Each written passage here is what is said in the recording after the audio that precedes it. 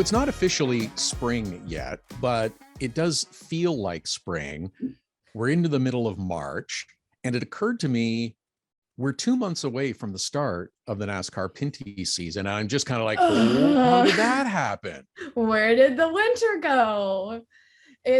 I'm looking at the weeks and I'm running out of time to build content for the beginning of the season. And I'm like, oh, I've got that weekend's Motorama, scratch that off. That weekend I've got an event, scratch that off. Oh, cool. I have exactly maybe 2 weeks. And we should explain a little bit that during this time, before the season starts, you and others involved in series business often do preseason previews, and you start to build a bit of a library of content so that you're not trying to do it all while the season's going on. So you don't call up a driver and say, hey, I'd really like to do this fun lifestyle or goofy feature with you while they're trying to fix their car that got wrecked the weekend before so that they can race it this weekend. It's just, you're a little more likely to get something like that done if you do it preseason. Yeah. No way am I calling up a driver and being like, hey, can you do this interview where you're super peppy happy and talking about how much you love this thing? Meanwhile, you're having to, like you said, rebuild your backup car, rebuild your car or set up your car for a completely different race. It just doesn't happen like that. No. So this is normally a time when some of that is done. And Caitlin's just saying that she's kind of running out of time. But, these things happen. And it's also a very busy time with NASCAR got started a few weeks ago. IMSA got started at Daytona. IndyCar got started last month in St. Petersburg, and they're all going this weekend. And Formula One also begins this weekend, which I'm very excited about after, well, let's just say the dramatic way that last season ended. It's definitely going to be interesting to see how things come back. I know we said today we are also going to review Race, the Bubba Wallace documentary on Netflix, and then Drive to Survive. I haven't started Drive to Survive, but you have. I have started, and in fact, I am well along the way to watching all the episodes in Drive to Survive. I won't give anything away.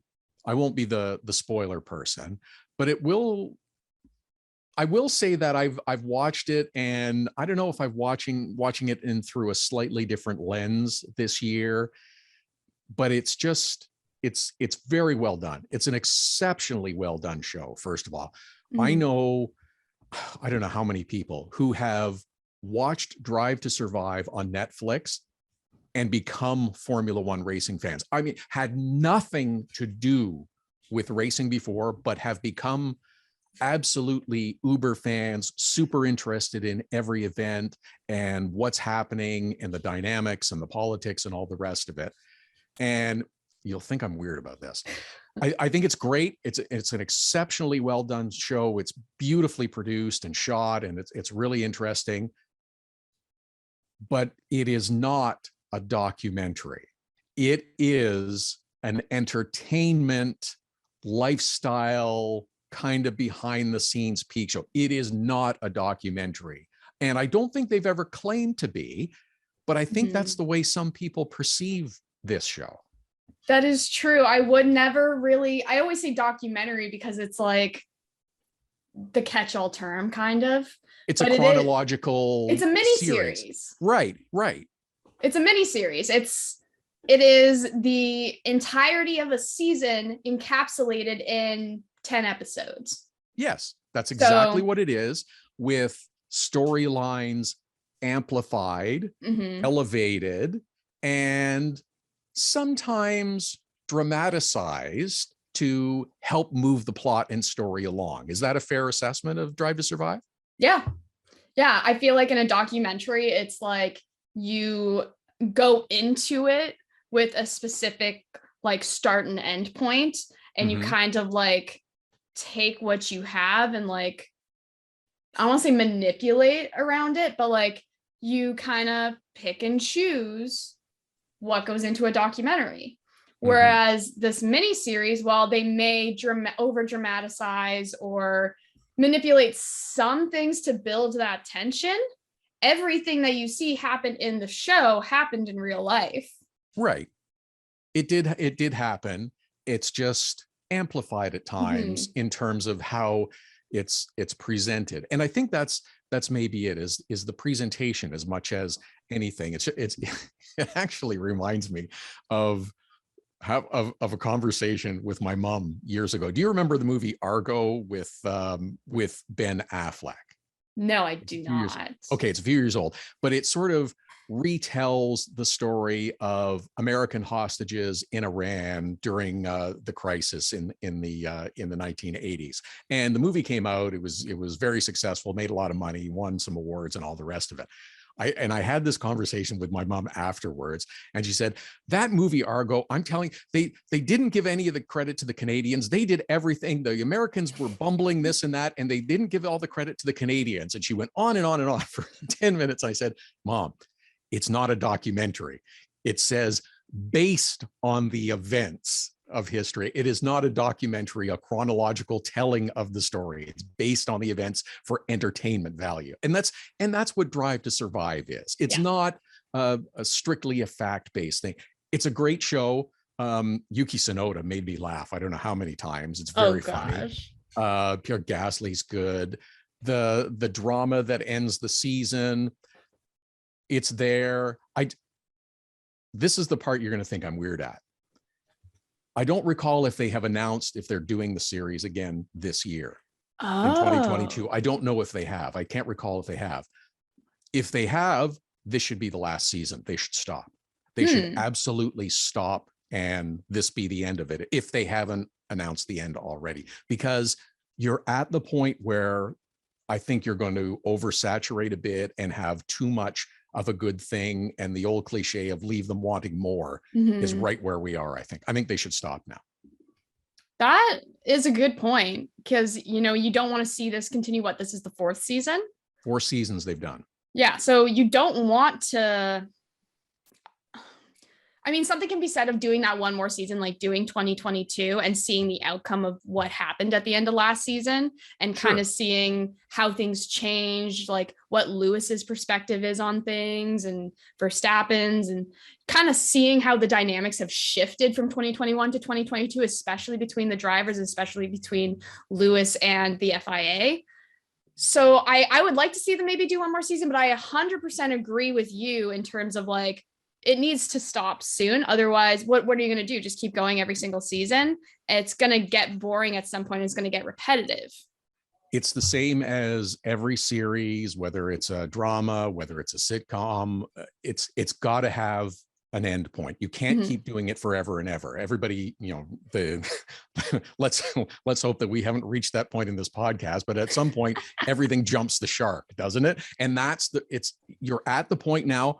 Don't get there. Don't take the jump over the shark. Just stop now, and you're in a very good place. Sure, okay, if you're doing it, do one more season, but then call it a day. This should be the end of it. Right. And it will be interesting to see if they do announce a 5th season, just because it's like, are they going to try and tie the bow on this season? And like you said, leave people wanting more. And if you want more, come to the racetracks, come to the race, which is like I said, everything you see in this documentary, we just discussed that. Dang it. In this mini series happens in real life. So you can follow it. You may not get as personal as the mini series does, and as it does, talking to the race, talking to the drivers, talking to the coaches, hearing their perspectives, but you can still see the drama play out on track every single weekend. Yes, it's a different perspective, but yes, I'm curious to see where they go with this. So should we talk about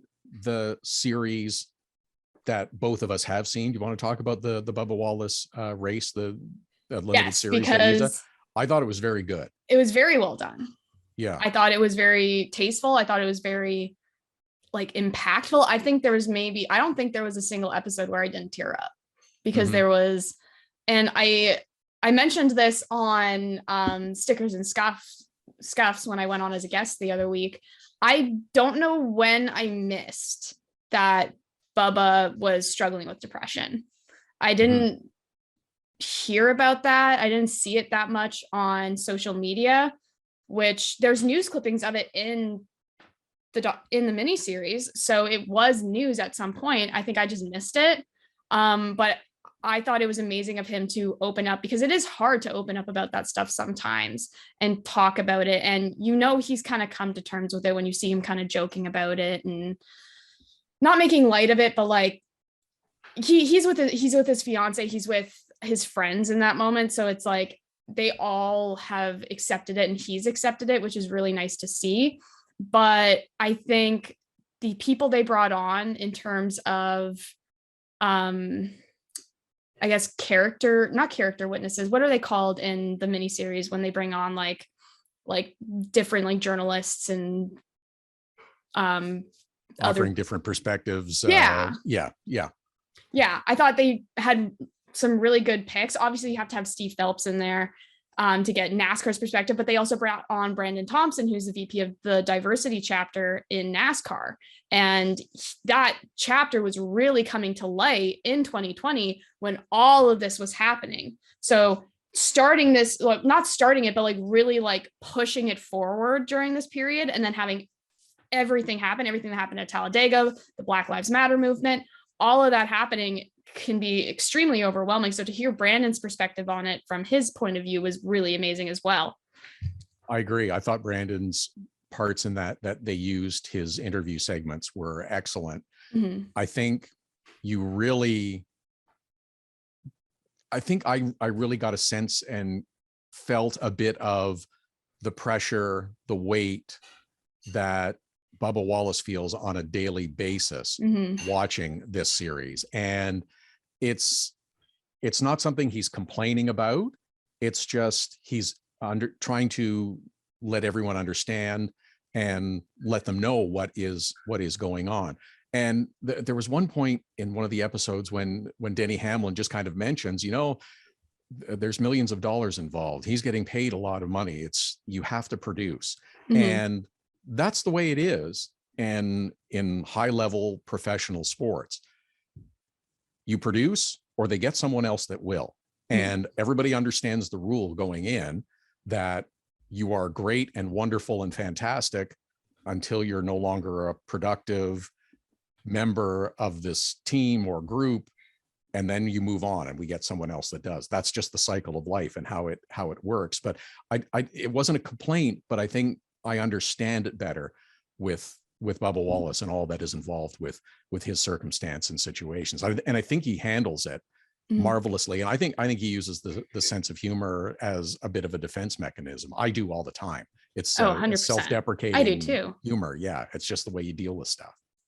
Yeah. I think a lot of people forget that Bubba is in a very unique position that, and I was thinking about this the other day where it's like, I feel like F1 and IndyCar and IMSA don't really have, they do to an extent, but they don't have as big of a weight in terms of race and diversity as NASCAR does. NASCAR can sometimes come with a lot of hate. And you see that in the miniseries where they talk about abolishing the tweets. Reading the tweets that are sent to Bubba and others, whether it's a DM or whether it's a tweet. It's just, I don't know where that level of rage comes from with someone. And it's puzzling to me that someone would lash out in this manner. For no reason as well. It's like, he's never done anything to you. He's never done anything to your family. He's never said anything ill will against you. So why approach a complete stranger that you've never met before with such hatred? It's the anonymity involved. Often, if it's a tweet or social post, there is no photo of the person on the account. It's that's a few letters and numbers or whatever. And it's anonymous courage, as maybe the way to put it. And it is the furthest thing from courage. It is absolute cowardice and bullying, and it's unacceptable. And I think anything and everything you can do to stop it or diminish it or call it out is most welcome, whether it's having to do with Bubba Wallace and the nonsense and ridiculous pressures that he faces and the hate that he's thrown his way because of his race. It's disgusting. And or whether it's just even an opinion that someone expresses and the lashing back that comes with profanity and degrading insults. It's appalling that someone would do that. And it's just, it's cowardice, and it's just makes my stomach turn. And I hope that I can do anything and everything I can. Well, there was someone that I know who was received this kind of nonsense. And so I replied back, it's just, you know what? 3 followers, no photo, don't give them the attention. Just ignore it and move along. Because that's what they are in a way looking for, is they're looking for that attention. So and it's easier said than done a lot of the times. I feel like you kind of have to rewire your brain to ignore things like that and to kind of like receive that and just immediately throw it out. But it is definitely easier said than done to just look at that and look at such a hateful message and just say, doesn't matter. Your opinion doesn't matter to me. The best way I can think of it, and it's actually something I've worked on a lot in the last year through my own mental health and therapy, was understanding that people like that are part of this like 15% of the world that you just don't want to associate with. So you just don't associate with them, and you don't take their opinions to heart. You don't engage with them. They just, in a way, don't exist to you. Yes. And as you said, it's a little hard. It's easier to say that it is to do sometimes, because if someone directs something at you, and I'll paraphrase, I've been called a piece of crap and other things on numerous occasions before. It comes with the territory. Mm-hmm. I understand it. If someone disagrees with you and has a very different opinion, I'm fine to discuss it. Mm-hmm. If you want to tell me why you feel differently or have a conversation about it, that's fine. Exactly. There's a difference between just spewing hate and giving constructive criticism. If someone comes to you and is like, hey, I think you could do this differently, or I don't like the way you do this, let's have that discussion. Let's talk about it. But if you're just going to come at me and say, you're a piece of crap and I hate the way your voice sounds and get off my TV, you're gone. Like, I don't want, like, no one's going to pay attention to you. Sure. And that's the natural way that some people react. And it puzzles me. This is a larger discussion and that we've evolved into, but it's just everyone, if you have a different opinion now, it means that, well, you're against me and I can't be on your team, or you're not part of my team. I mean, I have friends that we have differing opinions on different subjects, but we're still friends. Mm-hmm. We still act civilly and politely to each other. It doesn't mean 100%. That we ostracize one another. I mean, I feel like I'm in a very unique generational gap between where a lot of people my age have very differing opinions with their parents. Yeah. And you just kind of learn, and I'm saying this knowing my mom listens to this podcast. Hi, Mom. You just kind of learn to navigate it, and you don't love your parents any less because of it, but you just learn to navigate those conversations to the point where it's like, maybe we don't talk about politics when I come home. Maybe we don't discuss, what's going on in the world with COVID and stuff like that, because, it's just going to lead to arguments. So it's just spend our time talking about things that matter to us and matter in the relationship dynamic between parents and child. And I agree with you. That's a good way to handle it. Is you can shake hands and agree to disagree sometimes. Mm-hmm. And I think people have kind of gotten away from that. And I don't understand why there's this immediate lashing out with this harsh personal criticism when someone does something or says something different than your opinion. It's just, I like to give people credit for stepping out and doing something that's different or unique or revolutionary, if you will. It's just, hey, I hadn't thought about that. And shouldn't you celebrate people's successes? It takes a lot of courage to speak and say and do something and venture off on a different tangent. And I think that should be celebrated, as opposed to, oh, why would you do that? Or even harsher criticism.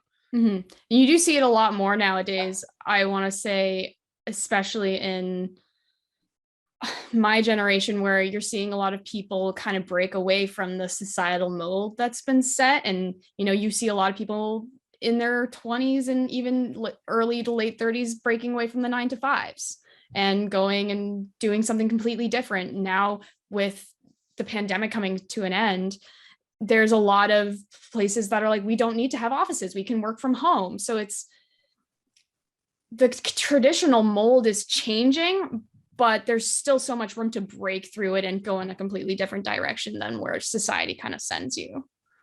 You're right. And then, so why not give someone credit for taking that bold step, as opposed to, well, are you sure you want to do that? I don't know if that's a good idea. Because for them to do it, they've given it thought, they've given it a lot of time and effort. And I suspect people are looking for a little support and a little encouragement, as opposed to, oh, why would you do that? Is that really a good idea? And the sarcastic and snide comment.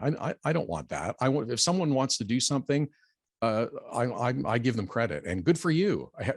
This is a great idea. That's really neat that you've chosen to do something bold like that. Tell me more about it. How can I help? It's how can I support? Do you want me to share it on social media? Yeah. Right. Yeah. And I find that a bit of a struggle sometimes.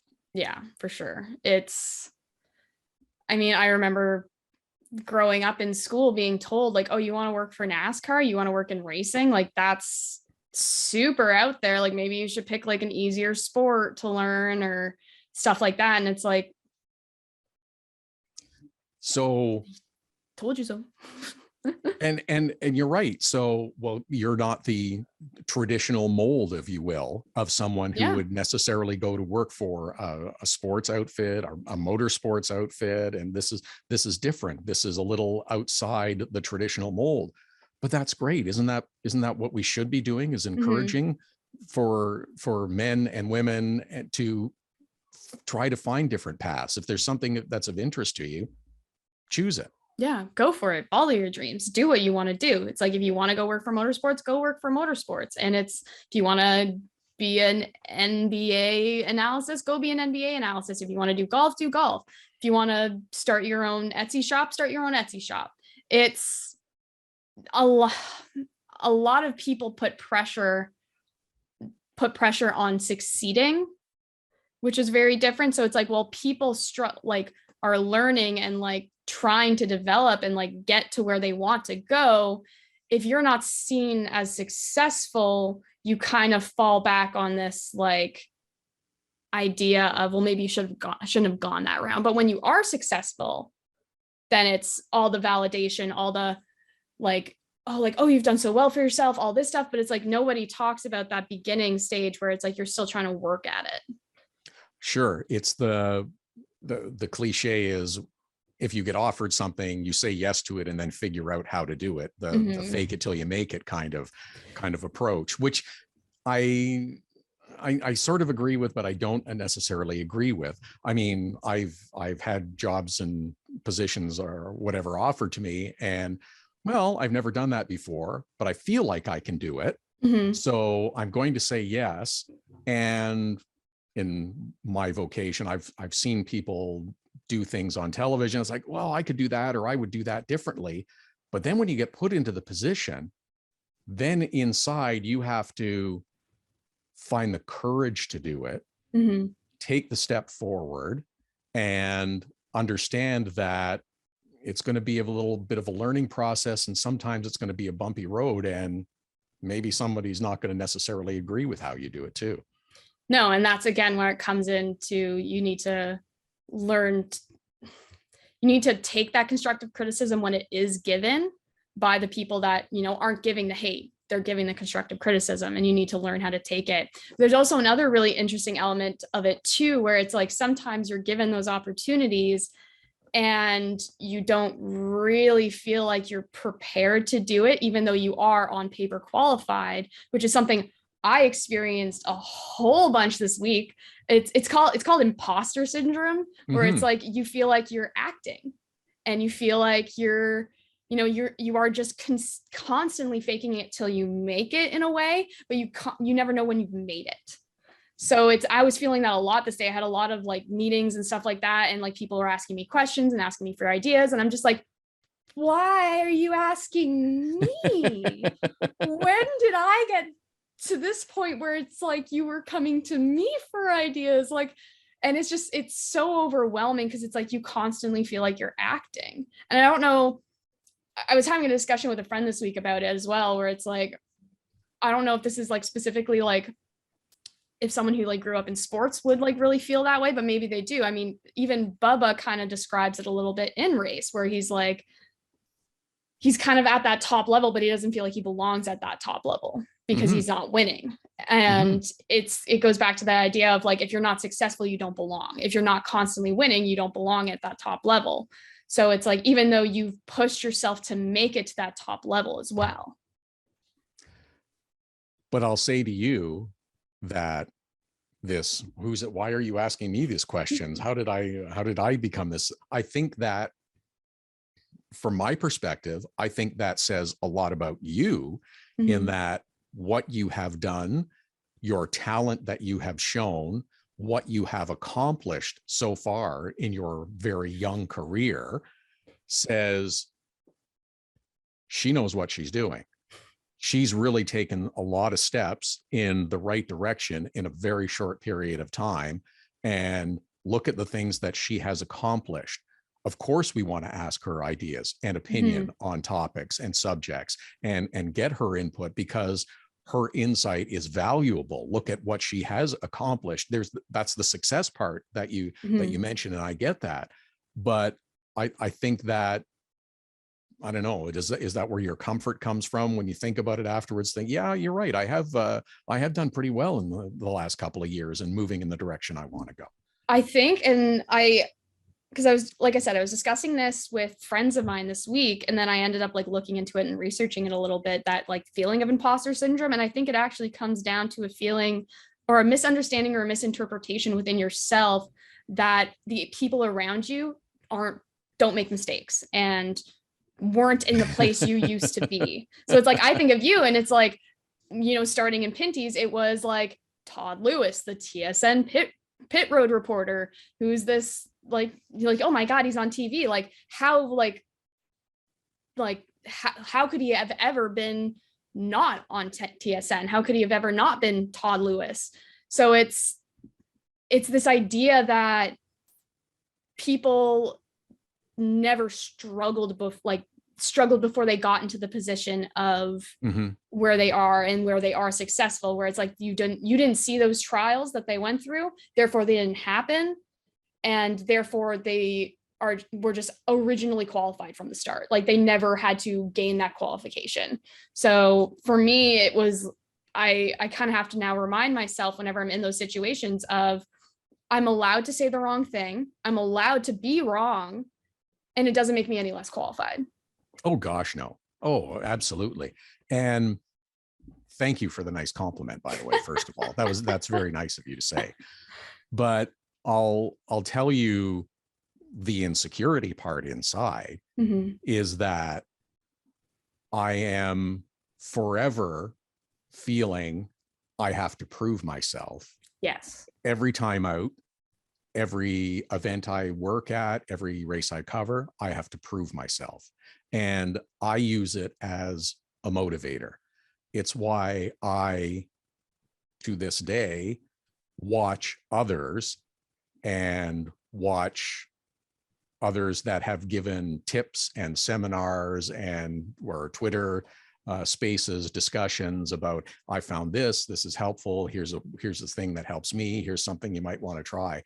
It's a forever thing that I do.